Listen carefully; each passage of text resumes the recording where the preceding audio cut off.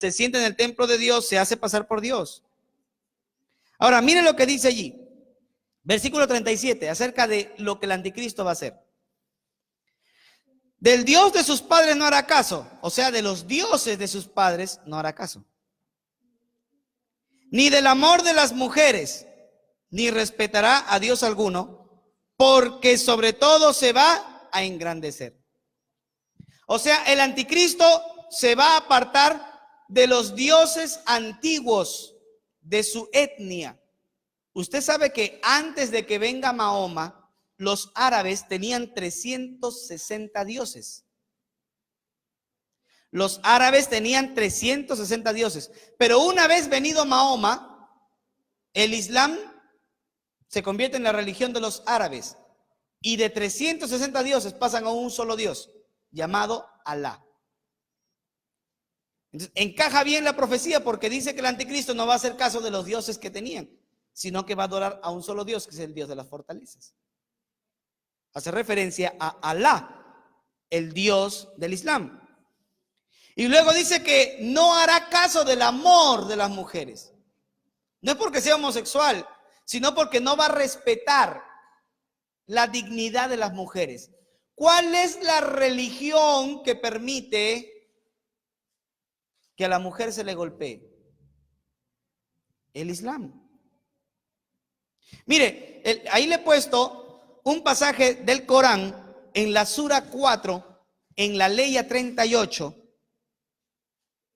O sea, en el capítulo 4, en la ley 38, dice, reprenderán a aquellas mujeres, eso dice el Corán, reprenderán a aquellas mujeres cuya desobediencia teman, las van a relegar en camas apartes y las van a azotar, pero tan pronto como ellas les obedezcan, no les busquen pelea.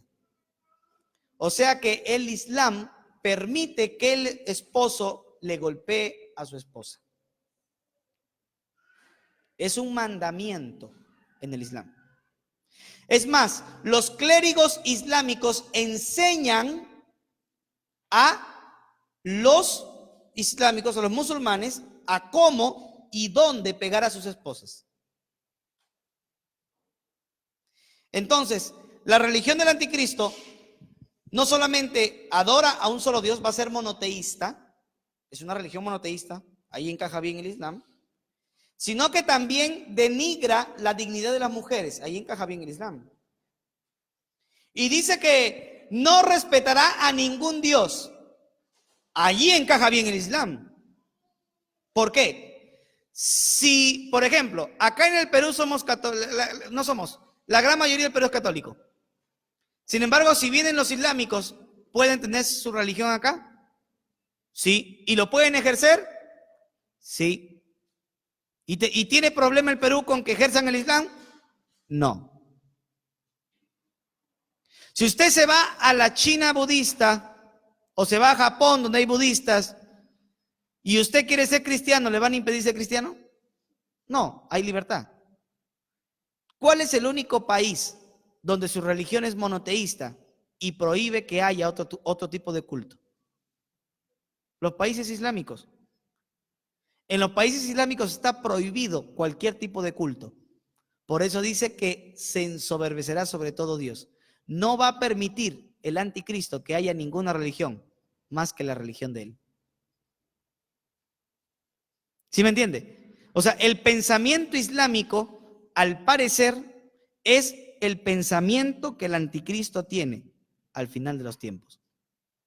Por eso dice 1 de Juan 2:18 que el anticristo es el que niega al Padre y el que niega al Hijo. ¿Verdad?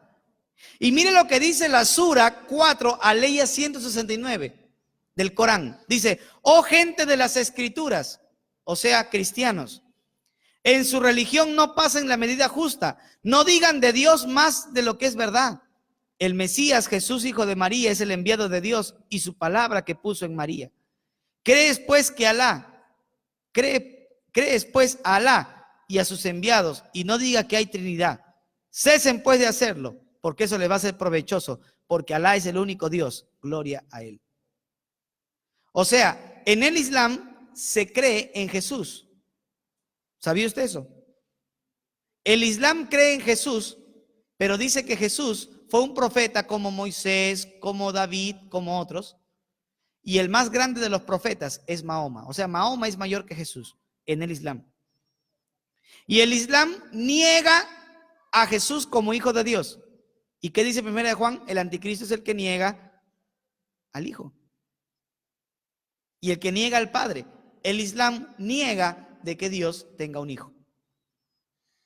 Entonces, el Islam es la religión que al parecer se acerca a las escrituras sobre el pensamiento del anticristo. En Apocalipsis capítulo 6, versículo 9, se ve a los decapitados por causa de la palabra de Dios. En el capítulo 20, versículo 4 del libro de Apocalipsis, se ve a los decapitados por causa de la palabra de Dios. Yo le pregunto, ¿cuál es la única religión que anda decapitando a los cristianos y a los judíos? El Islam. En la Sura 2, Aleya 190, dice, mátenlo donde quiera que los encuentren, expúlsenlos donde quiera que los hallen, porque el oponerse a su fe es más grave que matar. O sea, el Corán motiva y enseña a los musulmanes a matar a judíos y a matar a cristianos. En la Sura 2, en la Ley 192, esto lo he copiado del Corán, yo tengo el Corán en español, lo he copiado de ahí. Allí dice, luchen contra ellos, hablando de los judíos y los cristianos, hasta que no haya más oposición y la adoración sea solo para Alá. O sea, tienen que matar a todos para que solamente adoren a su Dios. El hadith, que son tradiciones musulmanas, dicen que el que fue enviado por Alá, o sea, Mahoma, había dicho que la gran hora del final de los tiempos no iba a venir para los musulmanes hasta que le hagan guerra a los judíos y maten a tantos judíos que ni siquiera los judíos puedan esconderse. Y Mahoma dijo que llegaría el momento en el que un judío se iba a esconder detrás de una roca o detrás de un árbol, y el árbol iba a decir, oh musulmán, ven y mata a un judío que se esconde detrás de mí y córtale la cabeza. O sea, en el pensamiento islámico, sí o sí, se tiene que exterminar a judíos y cristianos. Y en el libro de Apocalipsis y en los libros proféticos, usted se va a dar cuenta que el pensamiento del anticristo es matar a judíos y cristianos.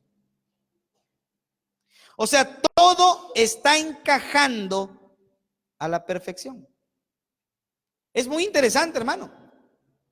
Por ejemplo, se dice en Daniel 7:25 acerca del anticristo que va a imponer una nueva ley y va a imponer un nuevo calendario. El calendario islámico no es como el calendario occidental.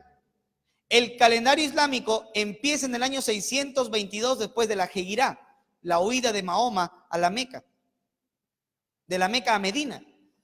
Por eso hoy en día en los países islámicos es el año 1440, no es el año 2019. En los países islámicos hoy es el año 1440 de la huida de Mahoma a Medina. Y cuando el anticristo venga, dice que cambiará los tiempos y la ley. Nuestro sistema de contabilizar el tiempo va a ser cambiado por el anticristo. Y la ley va a ser cambiada a la ley Sharia o la ley islámica que se va a imponer en el mundo. Hermanos, ustedes saben que acá ya terminé ya. Bueno, hay un poco más, pero ya nos vamos para después. Usted sabe, hermano, que en el Islam también hay escatología. ¿Sabe lo que es escatología? Lo estamos estudiando. Los eventos del final de los tiempos. En el Islam también hay escatología. ¿Y saben lo que dicen ellos? Ellos dicen que en el Islam tienen que haber 12 emperadores. Desde Mahoma hasta el último emperador deben haber 12. 12 personas que han unificado a todos los países musulmanes. Porque hoy en día los musulmanes no están unificados, están divididos en países. Y cada país tiene sus propias leyes también. Pero cuando aparezca un imán Mahdi, cuando aparezca un líder, unifica a todos y se convierten en un imperio. En el pensamiento islámico solamente van a haber 12 emperadores, desde Mahoma hasta el último. ¿Y saben cuánto han pasado? 11. Hasta el año 812 aproximadamente, después de Cristo, han pasado 11 califas. De allí hasta hoy, los musulmanes están divididos. ¿Sí me entienden o no?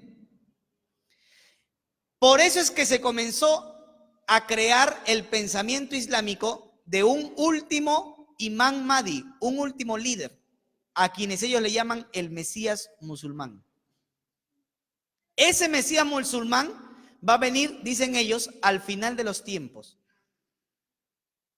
Y va a unificar a todos los países árabes como un solo imperio. ¿Y sabe qué es lo primero que va a hacer el Mesías musulmán? Firmar un pacto con Israel por 7 años. ¿A qué le recuerda eso? ¿A qué le recuerda? Al anticristo. O sea, en la escatología islámica, el Mesías que ellos esperan firma un pacto con Israel por 7 años. Pero en la escatología cristiana es el anticristo quien firma un pacto con Israel. O sea, ellos en su pensamiento creen que son los buenos y nosotros somos los malos. Por eso nos matan. Pero en la Biblia, ellos son los malos y nosotros somos los buenos. O sea, la escatología de ellos ha sido creada por el diablo para hacerle creer que sí o sí tienen que exterminar a judíos y cristianos. Y para hacerles creer que el anticristo bíblico va a ser su Mesías y lo tienen que seguir. Y por eso el cataclismo mundial que va a suceder al final de los tiempos. El anticristo va a ser un hombre muy, muy poderoso. Alguien diría por ahí, pero yo no creo que el anticristo vaya a firmar un pacto con Israel si es un musulmán. Porque Israel nunca firmaría un pacto con un judío. Mentira.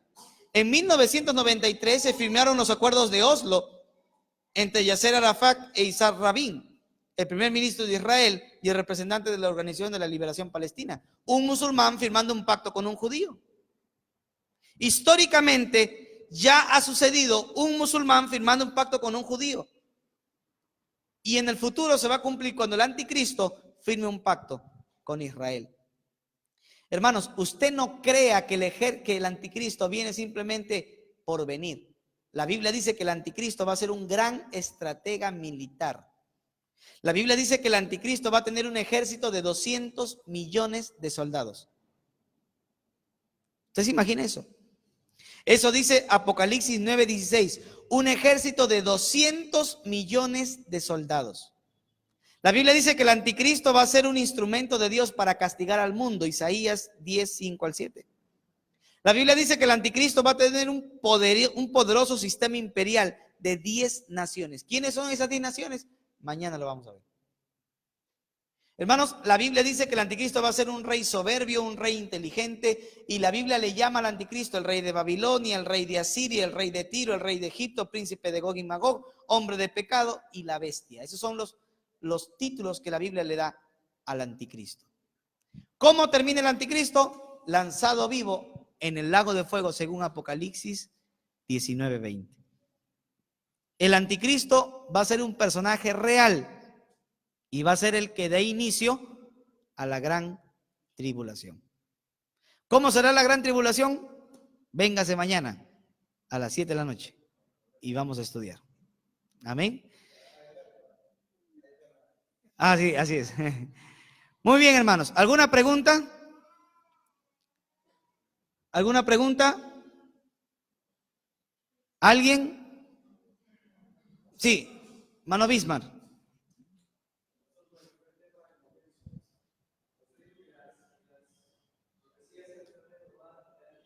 Así es.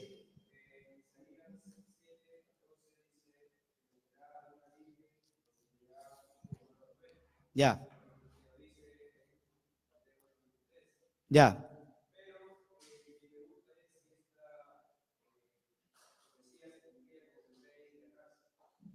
Ya, ya.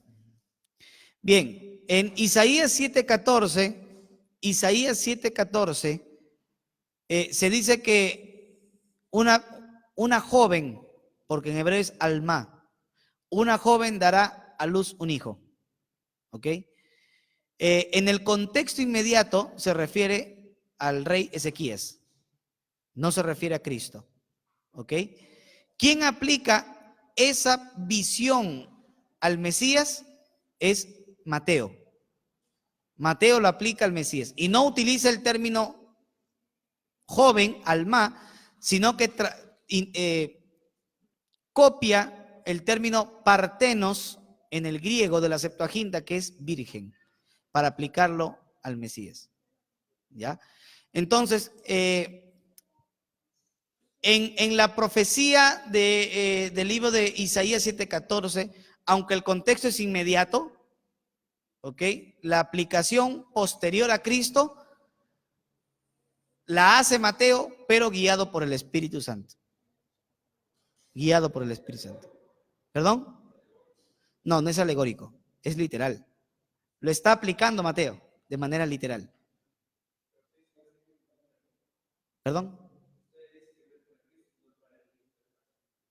Claro, es que el contexto inmediato del pasaje dice que es Ezequías, el hijo de Acaz.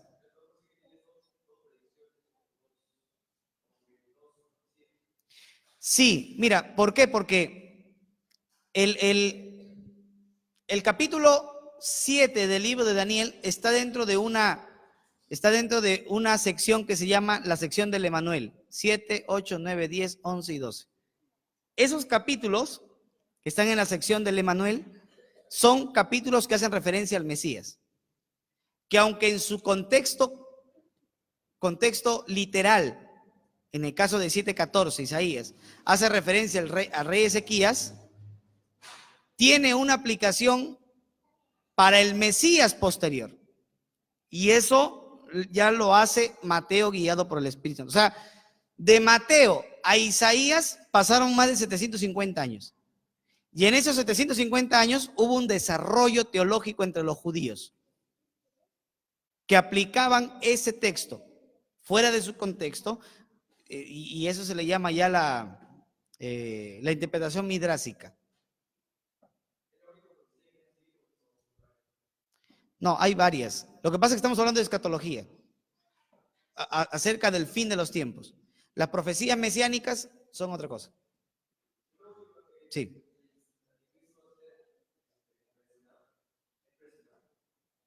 Como predestinado. Ya. Ah, claro.